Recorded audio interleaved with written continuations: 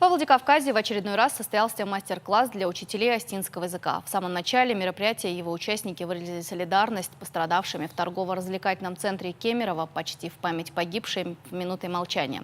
Поэтому начался мастер-класс не совсем традиционно. В этот раз свои навыки и умения преподавания родного языка демонстрировали учителя школы-интерната.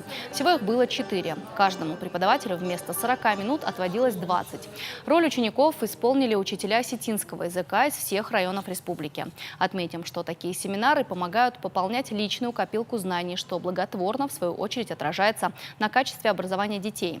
По словам работников Института повышения квалификации учителей, состоявшийся мастер-класс соответствовал новым стандартам.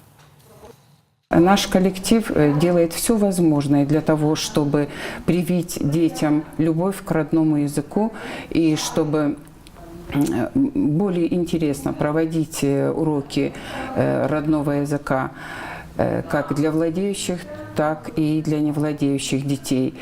В нашей школе созданы все условия